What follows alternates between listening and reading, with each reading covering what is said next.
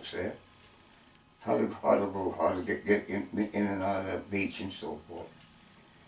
And then from there I went aboard the Thurston in Oran, North Africa, and invasion came up. Invasion of they thought we were going to go. They thought we were going to land in Sardinia, but we landed in Gila. We tried to fool them, but we didn't. From there, I made that landing. That was with, what's the matter?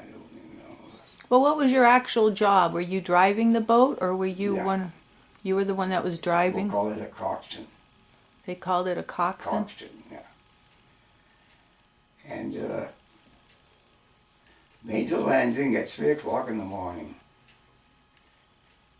And it was, in fact, that out of all the ones that I did, they figured Iwo Jima and all that. I think the worst one I had was there in Sicily. They threw everything on it. It was supposed to be a sneak attack. We went in, it was dark.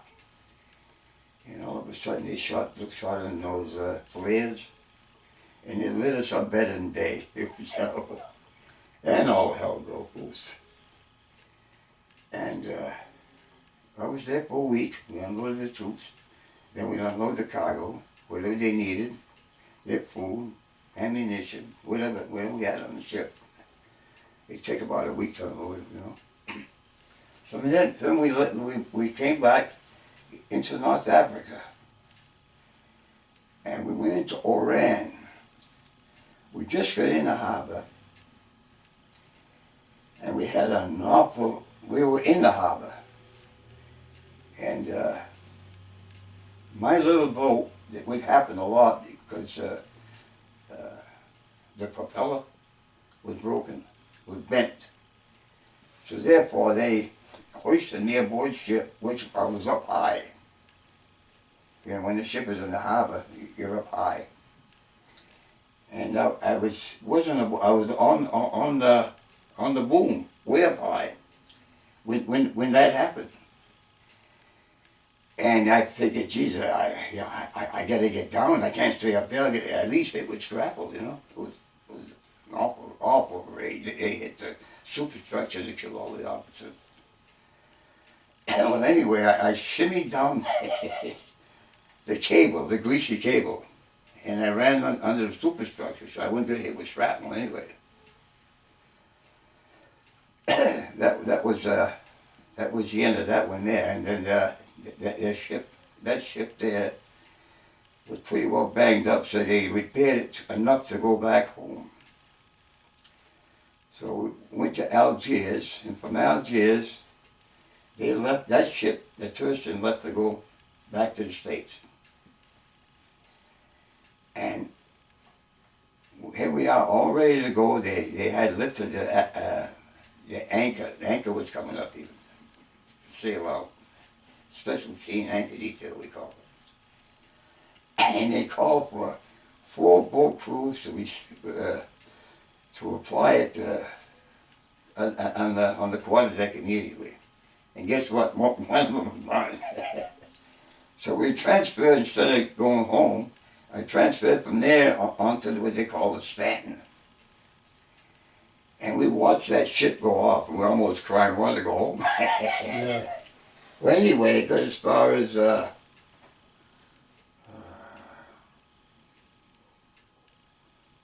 very far, just outside of Greece there. And it got hit, and they sunk it. And The Thurston? They claimed all hands lost, I don't know, that's what I heard. So the Thurston was hit, Was hit and sunk there. and they were sunk. Sunk there, yeah. And that's the one I missed. Wow. So by being on the Stanton, within 2 months later, they wanted to invade Italy. And they claimed that was a bad one coming, so Salerno in Italy. Salerno? Yeah. So I made that invasion on the Stanton. No, tough. They didn't wait for you, but they didn't wait for you, you know. with their arms open.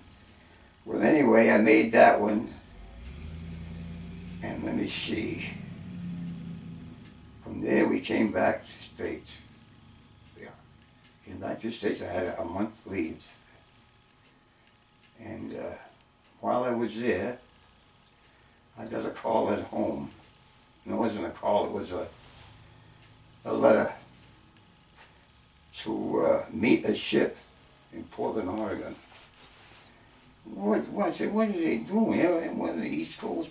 I think I'd make the landing in France. I'd be in England, good, you know, with it, good duty, go in the Pacific. So I had to go in. I went to Portland, Oregon, and I caught the Clay was waiting there. And then that's where we made invasions with the Clay, the Saipan, and Tinian. Now those two landings were very, very vital, because at the time we could not bomb Tokyo, and that's what we wanted to do after what we went through in Pearl Harbor. So I take part to the last man there, especially on Saipan. And after we took that, as soon as we took it, they started bombing Tokyo.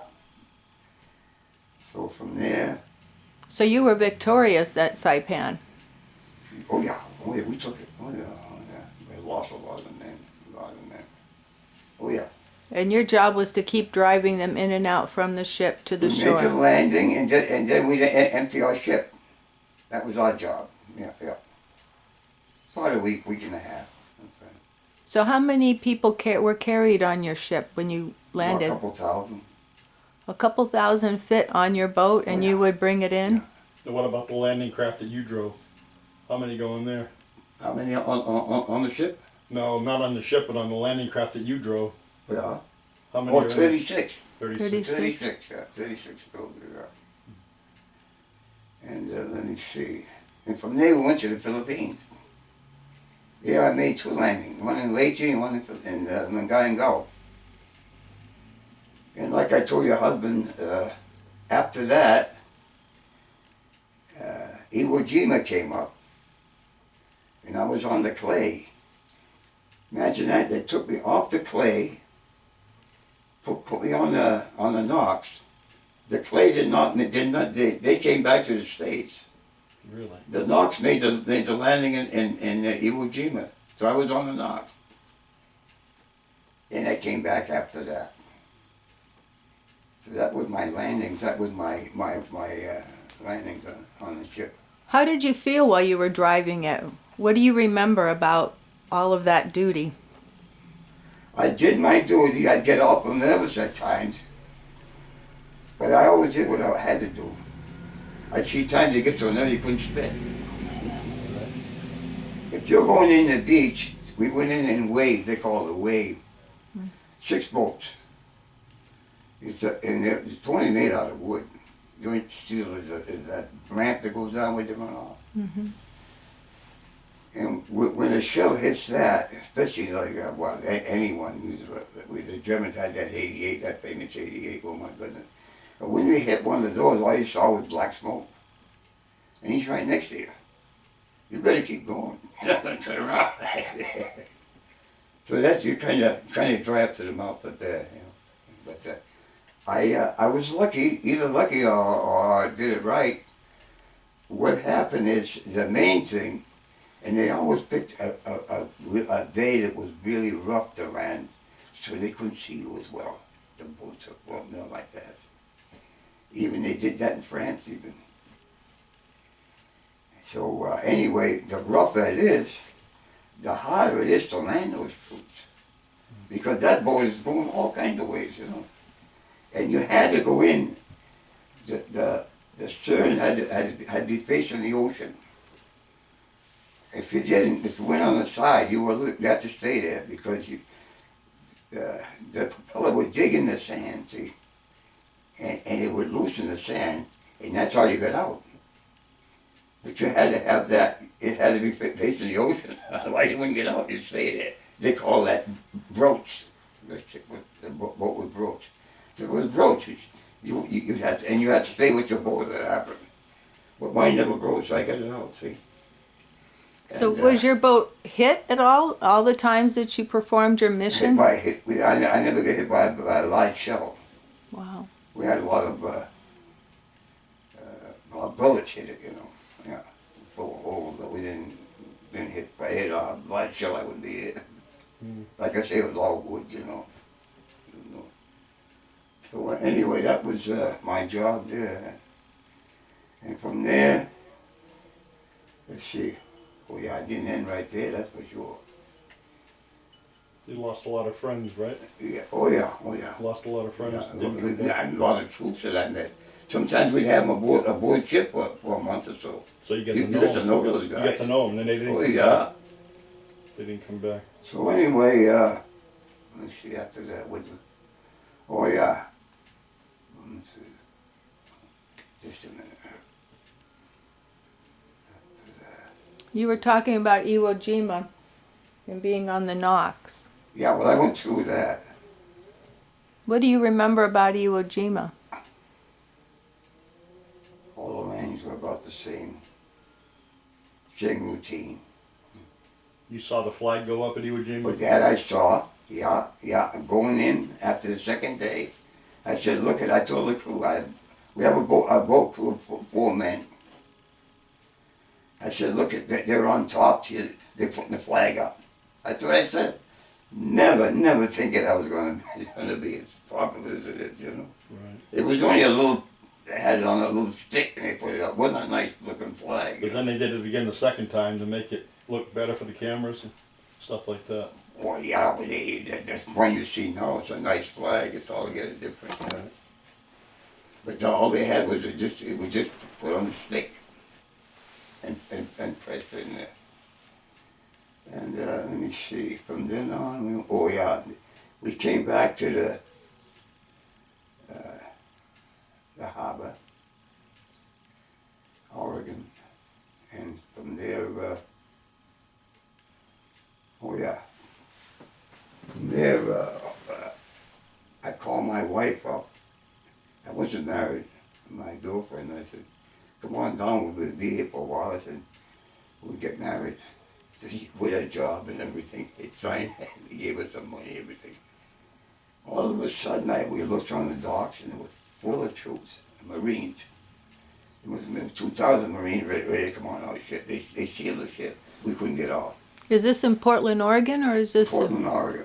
So you had gone back on the Knox to Portland, In Portland, Oregon. and that's where you got married. No, wait. Didn't get married there.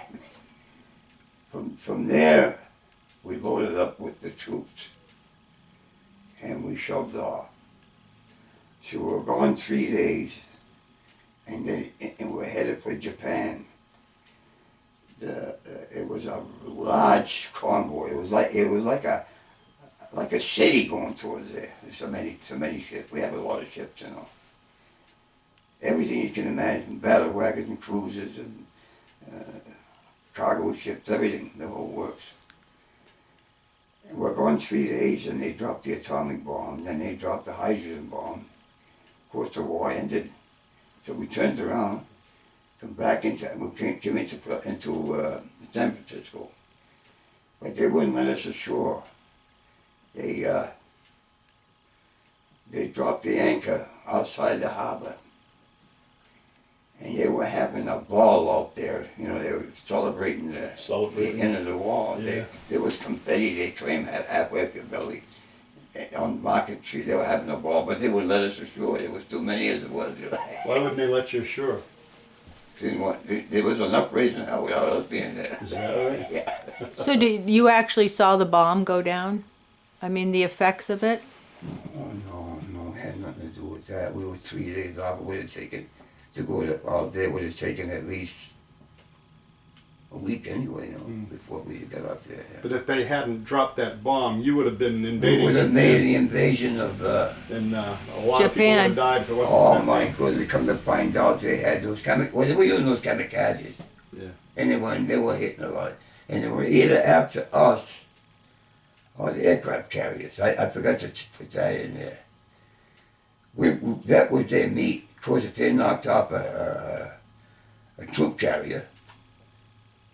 That's a lot. That's a lot. Knock them off, and especially the carriers too. Yeah. Those kamikazes. They started those up in Lacey, in the Philippines. I saw the first one to come down. I couldn't get over my eyes when it first come down. Plane and all that on the ship. And they claimed that if we'd have made the invasion in Japan, we had they claimed they had 25,000 of those things. They had them underground, those kamikazes. Right. And they weren't that, we didn't even know they were there, they claimed. They were underground. And if we'd have went in there, they could have sunk every ship we had there. We could have lost the war right there. Right. And that's what made him decide, I figured. He ended it with an atomic bomb. Yeah. But he wasn't going to drop it, that's why we were on our way. We were going to invade it. Right. That would have been crazy. You'd have lost thousands and thousands and thousands of men for nothing. Not only that, all of the civilians, they had their kids with rifles out there, the Japs, to fight their homeland, you know. You couldn't have won that. It was crazy. So from there, when the war ended, I got off the ship, and they put me on Treasure Island. And it went by, you had to have so many points. And the points went a lot by if you were married or if you had children. I was single, see. So I wasn't quite ready to get off, so they put me discharging the men on Treasure Island.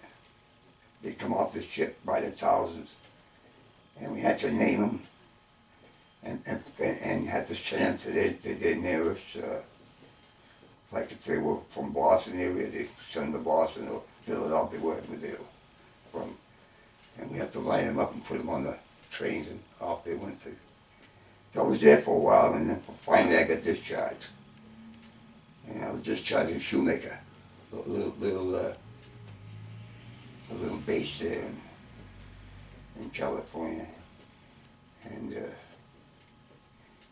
I got discharged there, and I was going to stay there. Of course, as far as my marriage, it didn't work out with the war ended, see. And her job was ended. She was out in the Bronx, so everything ended. Is that right? So anyway, that went out down the line. And I was thinking of staying out there, and I liked it in California. I liked it there. But then I changed my mind. I come home, and I was home about a year, and I got married. And from there on, Then the job started opening up in Gardner for making chairs and stuff like that. yeah, but yeah. You had to start from the beginning. Like even the refrigerator, we after we got married, we wanted a refrigerator. You had to put your name in it, see it. You had to wait a year. Sarah? So we had ice. We had an ice man. I remember that as when I was a kid too. She put a sign out in the front there. How many pounds she wanted, and they put it in. I picked up an old wooden refrigerator. Ice box, and then my man would come and he'd fill it up, and then the water would leak down and it goes into a pan, and she'd forget the pan. We were on the third floor. The water going down. Oh boy, it's funny. Well, anyway, I only stayed there about 6 months. I was on the third floor. I was afraid to fall asleep. It was so dangerous there. One way out. It was so,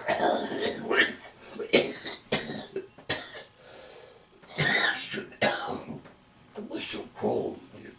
You had those old windows and you could see the curtains go back and forth. And I was running 2 stoves. And those heaters years ago, they would heat up. And the hotter it get, you could set your flame in it. See? But the hotter it gets, the higher the flame would go. Very dangerous. A lot of fires on there. I was afraid of falling asleep. So I didn't have any money. So my wife had a loan insurance. She said, I can collect $500 from my insurance. So I took out $500 and I bought a house in Templeton. For $500? And $500 down. Down. Down, yeah. Oh, okay. $8,000. Good for you. And it was a nice house. It was part of Landlord's Inn. You ever go to Templeton? They tore that down, but it was part of the hotel. It was a nice place. There was a house in front and a house in back. 5 rooms in front, 7 in the back. I loved it there. And I was right across from the little school there, right in the center of town. Oh, yeah. But my wife didn't like it there. She wanted to come back to Garden, so I sold it. And I bought this house in 1951. Really? I've been in this house since 1951. So when did you leave the military? What year did you leave the military? 46. 46. Oh, they do all right. You're doing great. You're doing absolutely great. Yeah. I told you just about everything. You think so? What was it like in Gardner's when you were a kid compared to today? Oh, all together. In fact, I should bring this up. The first winter that I came home, the few months I lived in Garden, on the 3rd floor there, I remember she sent me down we had a Christmas tree, and she wanted what they call a star that goes on top.